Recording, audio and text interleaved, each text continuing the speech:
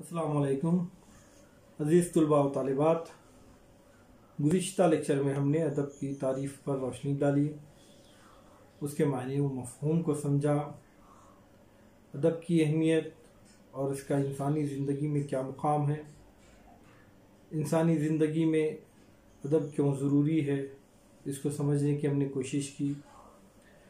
دراصل ادب فنون لطیفہ کی قسم ہے۔ فنون لطیفہ یعنی ایسا فن جس سے انسان کو خوشی اور مسرت حاصل ہوتی ہے۔ اردو ادب کی دو قسمیں ہیں، ایک نثر اور دوسرا شاعری۔ ان اقسام کو سمجھنا، پرکھنا اور ان کا تجزیہ کرنا تنقید کا کام ہے۔ لہذا ہم تنقید کی تعریف، اس کی قسمیں اور اردو تنقید کے ارتقاء پر روشنی ڈالیں گے۔ تنقید کے لغوی معنی پرکھنے کے ہوتے ہیں، جانچنے کے ہوتے ہیں۔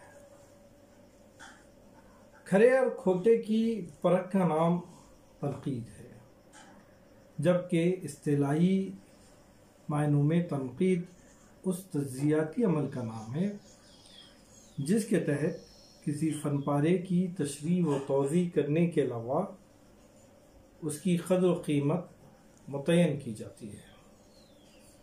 کسی غزل، نظم، افسانہ، ڈرامہ، ناول یا کسی اور ادبی تخلیق کا مطالعہ کر کے اس کی خوبیوں اور خامیوں کو الگ الگ خانوں میں تقسیم کرتے ہوئے فن پارے اور فنکار کے مقام کا تعین کرے تو اس عمل کو تنقید یا ادبی تنقید کہا جاتا ہے۔ یعنی فن پارے کا ایک مقام طے کرنا اور فنکار کا بھی ایک مقام طے کرنا ادبی تنقید کہلاتا ہے۔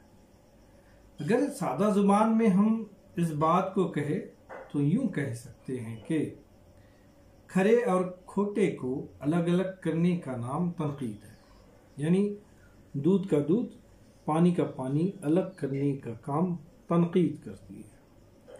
اچھے اور برے، بلند و پست، اندھیرے و اجالے اور زیر و زبر کو الگ کرنے اور ان کے مقام کا تعین کرنے کو تنقید کا نام دیا جاتا ہے۔ اردو زبان و ادب کے ایک بہت بڑے نقاد آل احمد سرور ہیں۔ بقول ان کے تنقید کا نام فیصلہ ہے۔ دودھ کا دودھ، پانی کا پانی الگ کر دیتی ہے۔ تنقید وضاحت ہے، تجزیہ ہے۔ تنقید قدریں متعین کرتی ہے، ادب اور زندگی کو ایک پیمانہ دیتی ہے۔ تنقید انصاف کرتی ہے، ادنا اور اعلیٰ، جھوٹ اور سچ، پست و بلند کا مقام قائم کرتی ہے۔ لہذا تنقید ایک ضروری اور لازمی جزو ادب ہے، نہ صرف جزو ادب ہے، جزو زندگی ہے۔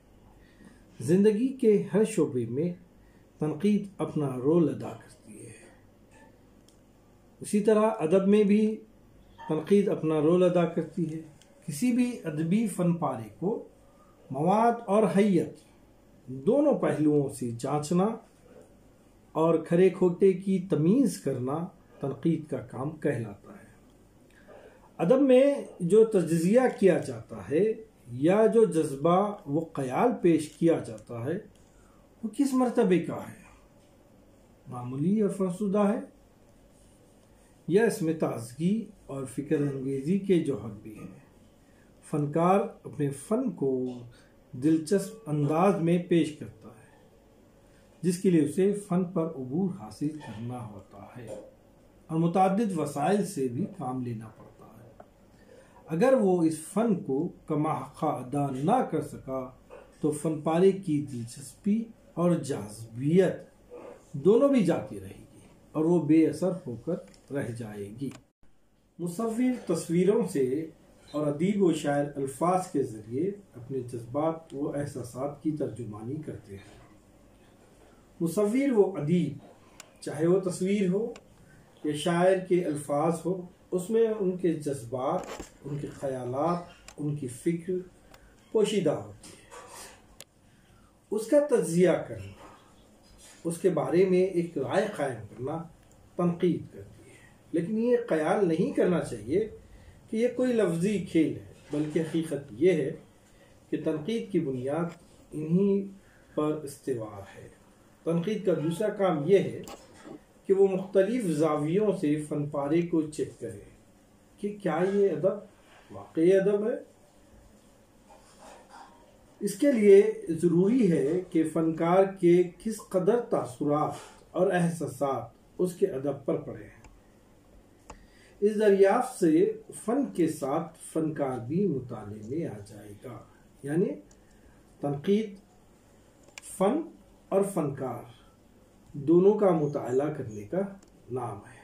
صرف نام مطالعہ کرنے کا نام نہیں، بلکہ مطالعہ کرنے کے بعد اس کا ایک معیار قائم کرنے کا کام تنقید کرتی ہے۔ نقاد کے لیے، نقاد اسے کہتے ہیں جو تنقید کرتا ہے، نقاد کے لیے ضروری ہے کہ وہ تعصب، جانبداری اور کسی کی طرفداری سے کام نہ لے۔ یعنی تنقید کے لیے یہ بات بنیادی اہمیت رکھتی ہے کہ جو نقاد ہوتا ہے وہ کسی بھی فن کا جائزہ لیتے وقت کسی بھی قسم کی تعصب کا اظہار نہ کرے، یعنی کوئی فنکار سے اس کی کوئی ذاتی دشمنی ہو یا اس کے نظریے کے وہ حامل نہ ہو تو پھر نقاد کوئی صحیح رائے پیش نہیں کر سکے گا۔ یا کسی فنکار سے اس کا کوئی قریبی رشتہ ہے یا وہ فن بذات خود نقاد کے پسندیدہ ہے تو بھی وہ اس کی صحیح رائے قائم نہیں کر سکے گا۔ اگر وہ ایسا نہیں کر سکتا، یعنی اگر وہ غیر جانبداری کا اظہار نہیں کر سکتا، اگر وہ تعصب داری کو بالائے طاق نہیں رکھ سکتا تو وہ نقاد نہیں ہے، اور اس کی تنقیدی کاوشیں تعصب و تعارف داری اور پاس و لحاظ کا مجموعہ ہوں گی۔ نقاد اسے کہا جائے گا جس کا مطالعہ وسیع اور نظر گہری ہے، متعلقہ مضمون سے اسے پوری واقفیت ہو، مختلف علوم و فنون کے اہم خیالات اور مباحث سے واقف ہو، بے تعصب اور غیر جانبدار۔ یہ تو بنیادی ضرورت ہے، یعنی نقاد کو تعصب سے دور رہنا چاہیے اور غیر جانبدار، نہیں تو وہ انصاف نہیں کر سکے گا۔ اس کے علاوہ نقاد کو ادب کی ماہیت کے ساتھ اس کی اہمیت و افادیت سے بھی واقف ہونا ضروری ہے، اور اس کے پاس یہ صلاحیت بھی ہو کہ فن پارے کی ہماگیری اور آفاقیت اور زمان و مکان کے حدود سے واقف ہو، اس لیے کہ وہی ادب قابل قدر ہوتا ہے بقول نور الحسن نقوی جو زمان و مکان کی حدود سے بلند ہو کر ابدی اور آفاقی ہو جائے۔ تنقید کے دو قسمیں ہیں، ایک قسم نظریاتی تنقید کہلاتی ہے جبکہ دوسری قسم عملی تنقید کہلاتی ہے۔ نظریاتی تنقید کے اس قسم میں فن اور ادب کے تعلق سے کوئی خیال یا نظریہ پیش کیا جاتا ہے، یعنی کسی بھی فن یا ہم یہ کہہ سکتے ہیں کہ ادب سے متعلق کوئی نظریہ پیش کرنا نظریاتی تنقید کہلاتا ہے۔ فن یا فنکار یا شعر و ادب کو کیسا ہونا چاہیے اور کیسا نہیں ہونا چاہیے، جو کچھ بھی لکھا گیا کیا وہ ادب ہے، کیا شاعر نے یا اس فنکار نے اس فن سے متعلقہ اس کا حق ادا کر پایا ہے یا نہیں کر پایا ہے، یہ نظریہ قائم کرنا نظریاتی تنقید ہی کہلاتا ہے۔ مولانا الطاف حسین حالی نے اپنی تصنیف مقدمہ شعر و شاعری میں لکھا ہے۔ مقدمہ شعر و شاعری اردو کی پہلی تنقیدی کتاب کہلاتی ہے جس کو مولانا الطاف حسین حالی نے لکھا ہے۔ آپ نے اس میں لکھا ہے کہ غزل کس طرح ہونا چاہیے اور اسے کس طرح نہیں ہونا چاہیے، یعنی اس میں تمیز کیا ہے، غزل کے لیے ان باتوں کا ہونا ضروری ہے یا اس میں یہ جو دیگر باتیں ہیں، یعنی مبالغہ، جھوٹ باتیں، شاعر کیا کرتا ہے کہ اپنے محبوب کو خوش کرنے کے لیے بہت زیادہ جھوٹ مبالغے سے کام لیتا ہے، تو حالی نے کہا کہ نہیں، مبالغہ نہیں ہونا چاہیے۔ یہ کہ اردو میں کون سی صنف سخن سب سے زیادہ کارآمد ہے اور کون سی صنف بیکار ہے، یا کہ شعر کے لیے وزن کی ضرورت ہے بھی یا نہیں ہے، قافیے کی ضرورت ہے یا نہیں ہے، یا یہ سب بیجا چیزیں ہیں۔ بقول ڈاکٹر عبادت بریلوی، نظریاتی تنقید کو کچھ اور وسعت بخشتے ہوئے انہوں نے کہا ہے کہ نظری تنقید میں اصولوں کی بحث ہوتی ہے، یعنی اس میں یہ بتایا جاتا ہے کہ ادب اور آرٹ میں کیا ہے، ان کی اہمیت اور ضروریت کیا ہے، ان کا حسن کاری سے کیا تعلق ہے، ان کو زندگی کے ساتھ ہم آہنگ ہونا چاہیے یا نہیں۔ چنانچہ شعر و ادب کے مسائل کی تفہیم کے بعد ان کے حل سمجھانے اور اصولوں کی شکل میں نئی تجویز پیش کرنے کو نظریاتی تنقید کہتے ہیں۔ اب اس کے بعد تنقید کی دوسری قسم ہے جس کو ہم عملی تنقید کہتے ہیں۔ کسی نظریہ یا اصول نقد کے پیش نظر کسی فن پارے کو پرکھنے کا عمل عملی تنقید کہلاتا ہے۔ مثلا کارل مارکس کے نظر ادب کے پیش نظر کسی افسانہ، ناول، ڈرامہ یا شعری تصنیف کا تجزیہ کرنے کا نام عملی تنقید ہے۔ مقدمہ شعر و شاعری میں حالی نے شاعری کے تعلق سے جو نظریات پیش کیے ہیں ان کو بنیاد بنا کر انہوں نے اردو کی اصناف شاعری پر عملی تنقید کی ہے۔ مولانا شبلی کی تصنیف موازنہ انیس و دبیر عملی تنقید کا ایک عمدہ نمونہ ہے، جس میں مولانا نے میر انیس و مرزا دبیر کے مختلف مرثیوں کو پیش کرتے ہوئے دونوں کا موازنہ کیا ہے، جو ایک عملی تنقید کی عمدہ مثال ہے۔ ڈاکٹر عبادت بریلوی نے نہایت سلجھے ہوئے انداز میں عملی تنقید کی تعریف ان لفظوں میں کی ہے۔ عملی تنقید اس کو کہتے ہیں جس میں کوئی نقاد بنائے ہوئے اصولوں کی روشنی میں کسی وقت کے ادب اور آرٹ کے کسی مخصوص شاہکار کو دیکھتا ہے، اصولوں کی بنیاد پر ادب اور آرٹ کا مطالعہ کرتا ہے، اس کو پرکھتا ہے اور ان کا جائزہ لیتا ہے، یعنی وہ ان پر تنقیدی نظر ڈالتا ہے، عملی تنقید کہلاتا ہے۔ بالفاظ دیگر کسی فن پارے کی خوبیوں اور خامیوں کو کسی مخصوص نظریے کے تحت جانچنے اور پرکھنے کا نام عملی تنقید ہے۔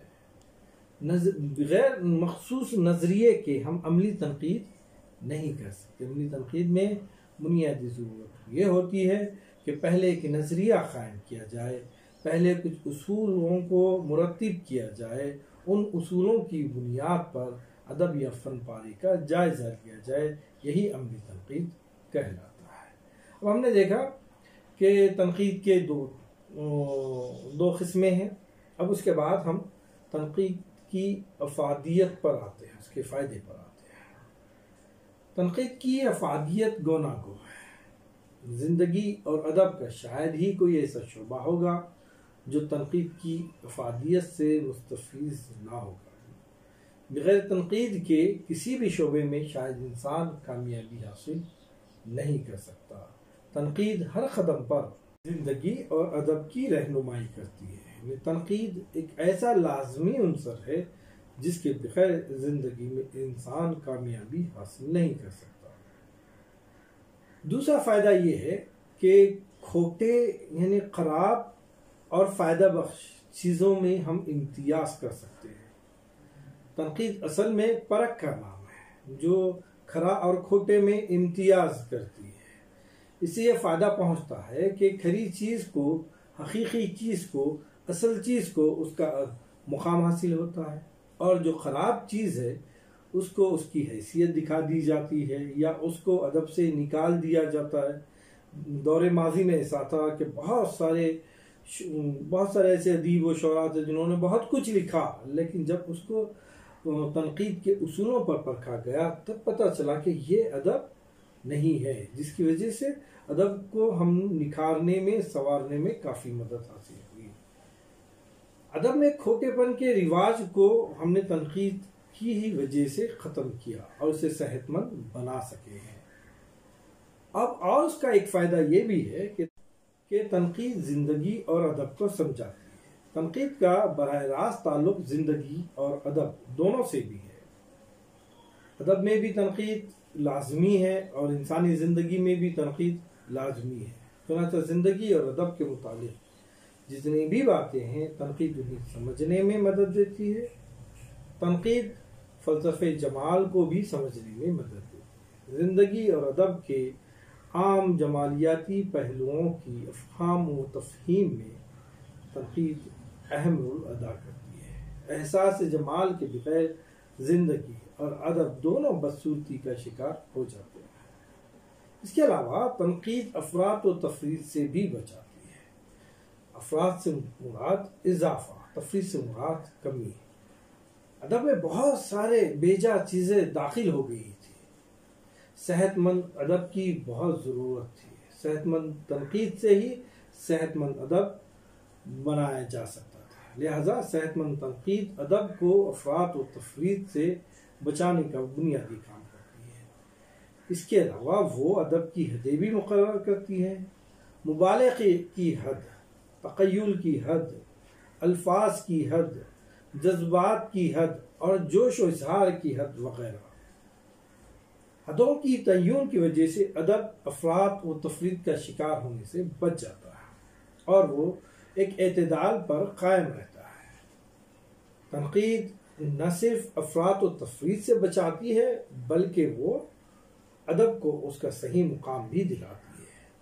تنقید فن پاروں اور فنکاروں کو ان کا صحیح مقام دلاتی ہے۔ تنقید اگر نہ ہو تو فن پارے کی صحیح قدر و قیمت کا اندازہ لگانا دشوار اور ناممکن سا ہو جائے گا، اور فنکار کے مقام و مرتبے کا تعین بھی اتنا ہی مشکل کام ہو جائے گا۔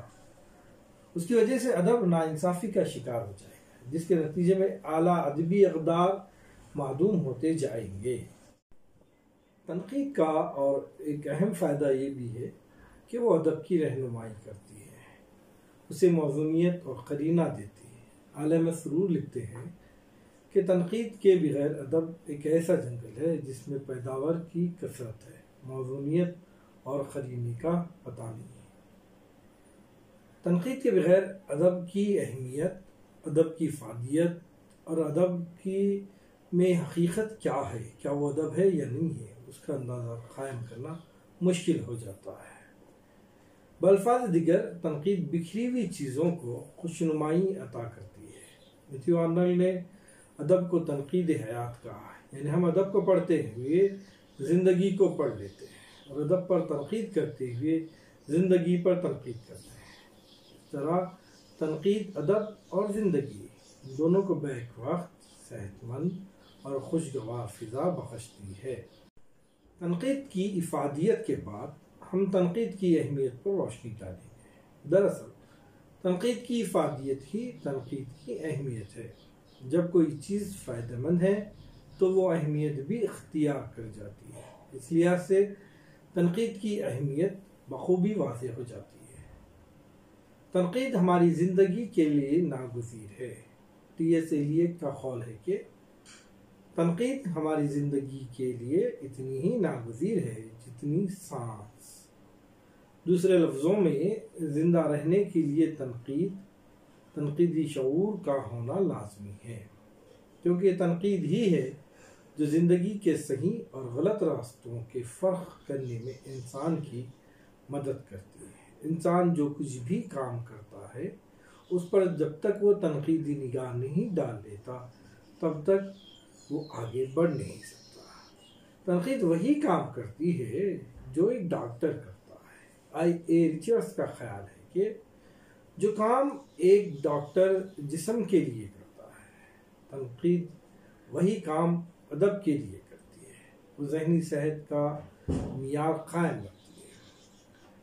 ڈاکٹر جسم کے لیے دوا بھی تجویز کرتا ہے اور ضرورت پڑنے پر نشتر بھی استعمال کرتا ہے۔ بالکل اسی طرح ناقد بھی بیمار ادب کا علاج کرتا ہے۔ بیمار ادب سے مراد وہ غیر ضروری تحریریں جو ادب کا روپ اختیار کر ادب میں داخل ہو جاتی ہے، جو ادب کے معیار کے مطابق نہیں ہوتی، انہیں ہم بیمار ادب کہہ سکتے ہیں۔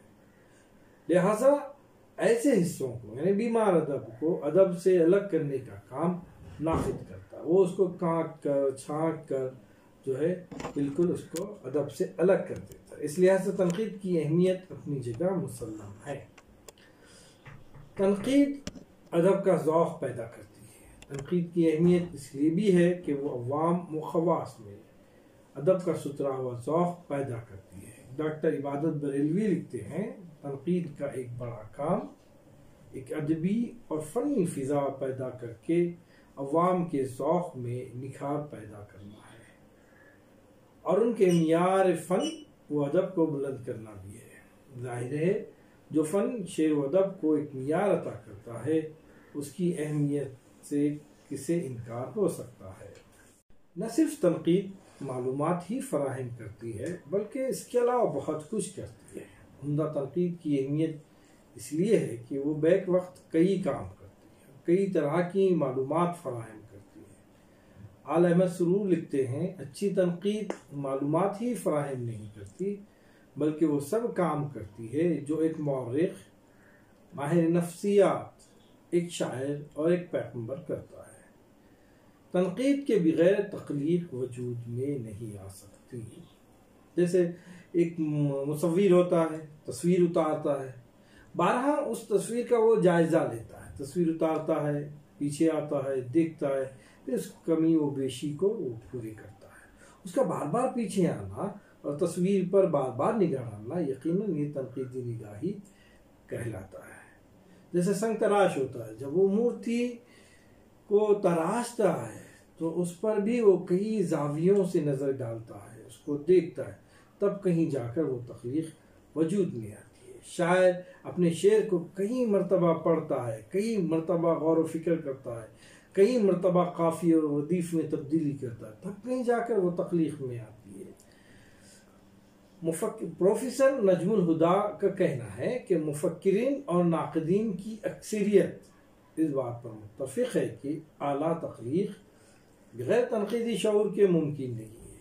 یعنی کسی تخلیق پر بار بار جب نگاہ ڈالی جاتی ہے، وہ تخلیق اپنے آپ میں بار بار نکھرنا شروع ہوتی ہے اور تب کہیں جا کر وہ اعلیٰ تخلیق کی شکل اختیار کر جاتی ہے۔ اس لیے کہنا بجا ہے کہ ہر تخلیق میں تنقیدی شعور کار فرما ہوتا ہے۔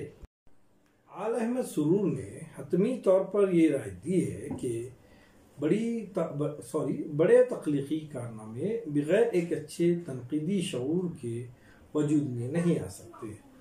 تخلیقی جوہر کے بغیر تنقیدی شعور گم راہ ہو جاتا ہے، اور تنقیدی شعور بغیر تخلیقی استعداد کے بے جان رہتا ہے۔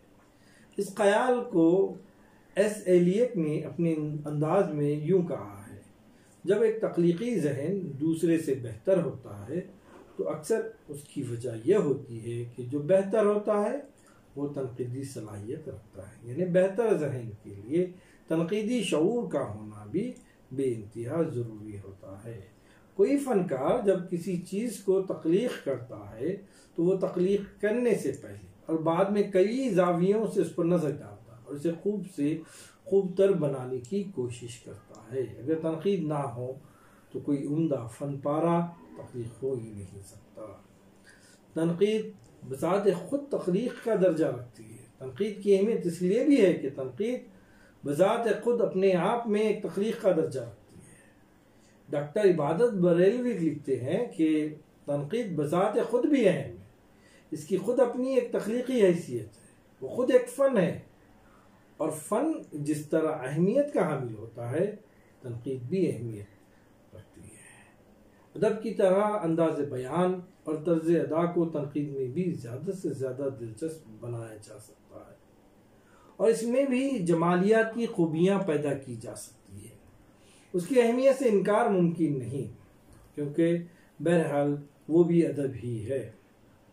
ہیڈسن نے یہ وجہ بتاتے ہوئے کہ تنقید بذات خود تخلیق کا درجہ کیوں رکھتی ہے، لکھتا ہے سچی تنقید بھی چونکہ اپنا مواد اور جذبہ زندگی سے لیتی ہے، اسی لیے اپنے رنگ میں وہ بھی تخلیقی ہے، لہذا تنقید کی ادبی اہمیت کے پیش نظر تنقید کی اہمیت بڑھ جاتی ہے۔ اگر تنقید نہ ہو تو کوئی بھی فن پارہ اپنے خوبصورتی کے معراج کو نہیں پا سکتا۔ تنقید کے بغیر تخلیق اور تخلیق کے بغیر تنقید ادھوری ہے، دونوں ایک دوسرے کے لیے لازم و ملزوم ہیں۔ بہتر ادب کے لیے تنقیدی شعور ناگزیر ہے۔